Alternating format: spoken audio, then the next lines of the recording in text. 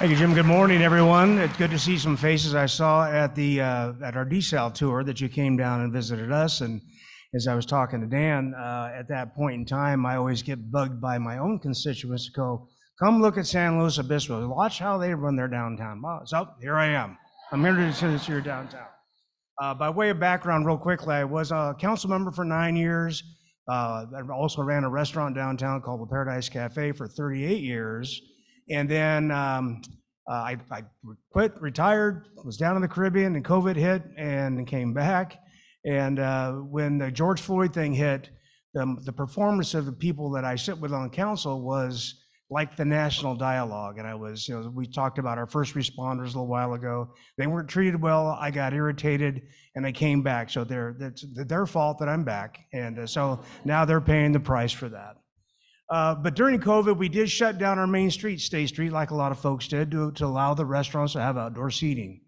But there's a lot of philosophy around closed streets that some people really, really like, even though it isn't everyone's cup of tea, not my cup of tea. So we remain that today. We have 10 blocks of our main street still closed, what we call the promenade. Which in fact has become a bicycle highway, not much of a promenade, because if you walk down the promenade, you're going to be roadkill in no time at all. So that's not working out as well. We disagree on it quite a bit. We just had a big meeting Tuesday night. The extension kind of dovetails with what the Sacramento, that whole idea is from up there. We're all very a little bit weary of Sacramento's direction on how we should run a city, particularly since the people that used to run San Francisco run Sacramento, and they're telling us how to run a city. So I find that just a little bit odd right now.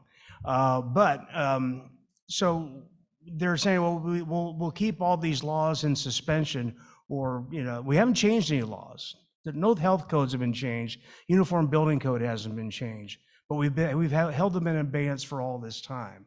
So it's time for us to put the genie back in the bottle, in my book, and go forward and create spaces that retail and restaurants can use.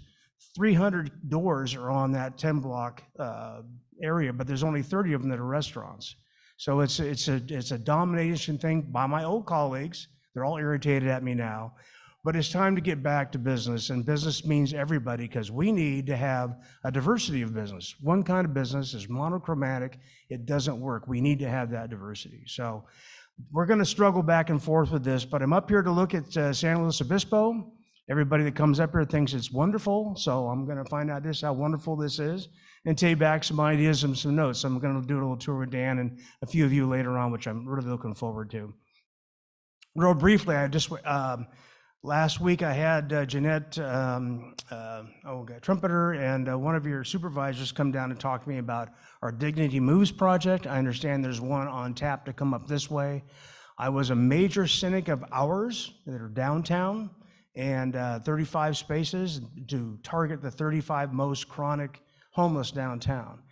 And I'm here to say that I was wrong. It was a success. It has been a success. It's managed really, really well. So if you have the same company, which I understand that you are, running the show, it's not cheap, but boy, is it effective. Great bridge housing. It's supposed to be for 1 year, and then you're supposed to transition out.